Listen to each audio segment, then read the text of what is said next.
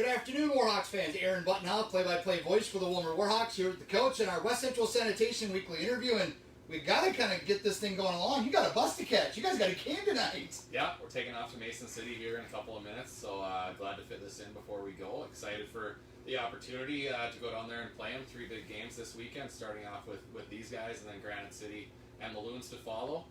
So yeah, big weekend for the WarHawks. It is a big weekend. Points are out there to be had, and every game is important. I mean, I know they're not must-win games yet, but we're getting to the point where, you know, some other teams are starting to catch in the standings. You're sitting in third right now, but, you know, there's just a few points that separate second, third, and fourth, and, you know, getting points are big.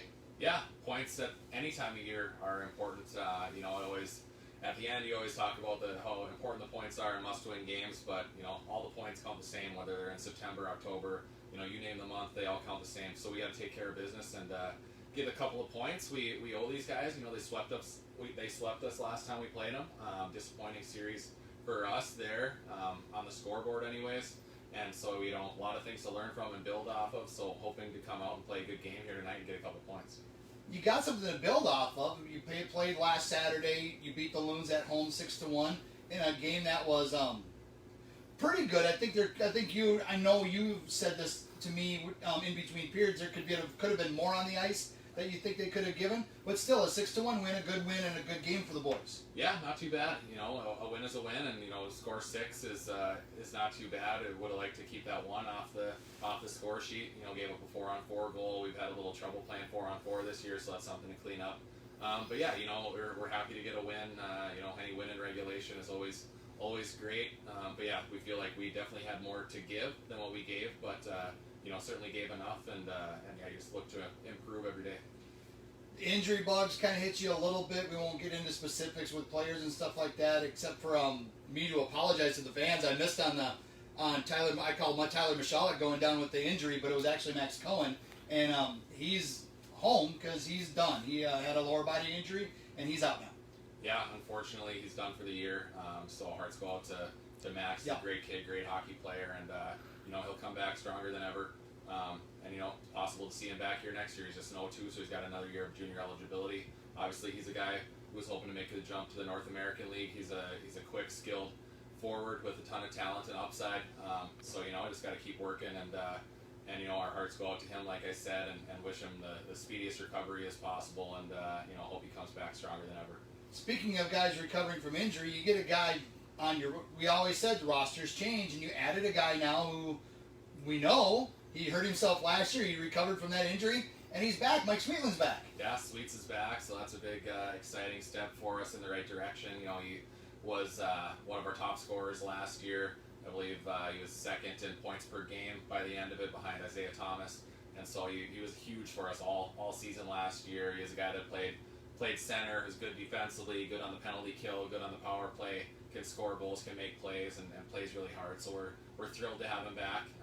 You know, he took a little bit of time off after it was with the St. Cloud Norsemen in the North American League, and now he's back with us, and so we're really excited to have him. And yeah, hopefully he has another great season. And then you added Frank Guimont too, as well. Yep, Frank's another guy who had some injury trouble in the off season. Got healthy, got things taken care of. He was a guy I was recruiting throughout the off season, and he's decided he's wanted to play, so he's come in, and you know, both those guys are getting their legs back a little bit, legs and lungs going. You know, they're not carrying around a bunch of extra weight though, which is good. They didn't put on a bunch of pounds. You know, sitting on the couch with their feet up, right? So you know, that'll be a little bit quicker for them to get going and get the legs and the lungs back, and you know, they both do some really nice things. So yeah, we're excited about the additions. I know we talk about the tough decisions on the roster and the goaltenders a lot.